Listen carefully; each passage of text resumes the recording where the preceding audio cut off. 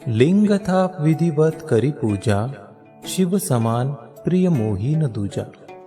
श्री श्यामा सेवा संस्थान के तत्वाधान में चारों धामों में एक दक्षिण भारत स्थित श्री रामेश्वर धाम में पूज्य महाराज जी के पावन जन्म दिवस पर संगीतमय श्रीमद् भागवत कथा का आयोजन पूज्य श्री अभिनंदन जी महाराज के श्रीमुख से दिनांक 26 दिसंबर 2021 से 1 जनवरी 2022 तक किया जा रहा है।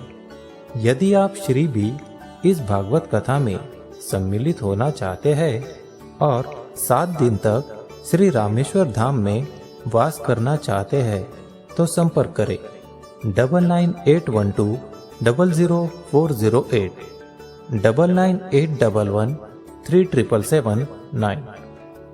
यात्रा में सम्मिलित होने के लिए आवश्यक जानकारी। यात्रा की सेवा प्रति व्यक्ति 5100 रुपए की होगी, जिसमें आपको एक कमरा अटैच दिया जाएगा, जिसमें सामूहिक 5 लोगों के रुकने की व्यवस्था होगी। चाय नाश्ता दोनों समय का भोजन भी मिलेगा।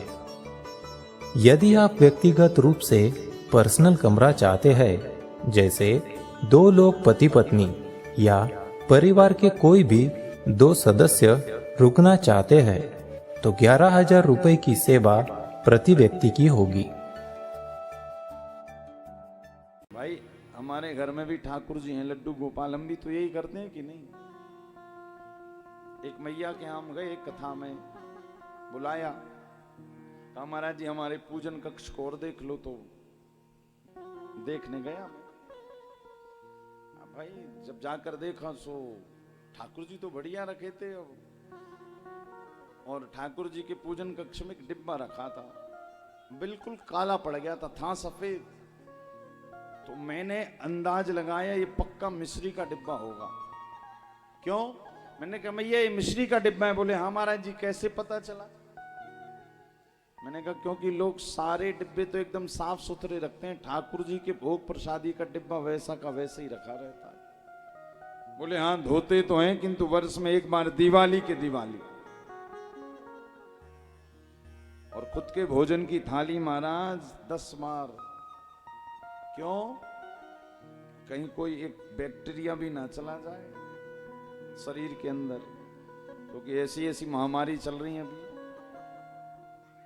जरा भी ना चला जाए, चला जाएगा तो अभी लेने के देने पड़ जाएंगे। और ठाकुर जी के लिए बोले वो तो भगवान है, वो तो सब जानते भैया, जानते तो वो सब है, किंतु आपका भाव उनके लिए कितना है ये बड़ी बात है। क्या शास्त्र तो कहते हैं कि उन्हें ना तो भोजन की जरूरत है ना चलने की, किंतु हमारे भाव यदि बढ़िया है तो भोजन भी करते हैं, वो चलते भी हैं, वो खाते भी हैं, वो सोते भी हैं। अच्छा हमें पता कैसे लगे कि हमारे भगवान को कब क्या चाहिए? देखिए बड़ी सुंदर बात शास्त्रों ने कही है। एक मैया ने हमसे प्रश्न किया था कि महाराज जी आप कह रहे हो कि भगवान को भूख लगती है, सोना पड़ता है, तो ये हमें कैसे पता लगे कि ठाकुर जी को भूख लगी है? हमें कैसे पता लगे कि उन्हें नींद आ रही है? तो ये भगवान जब आपके अंतःकरण में अपने लिए प्रेरणा पैदा करने लगे,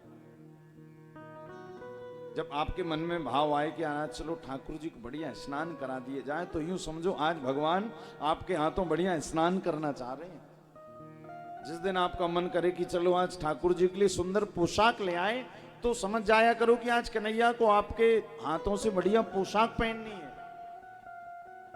यानी जो भक्त का हृदय कहे, जो भक्त का भाव कहे, उसे समझ जाना चाहिए कि ये मेरे भाव नहीं, ये ठाकुर जी हमें प्रेरणा दे रहे हैं।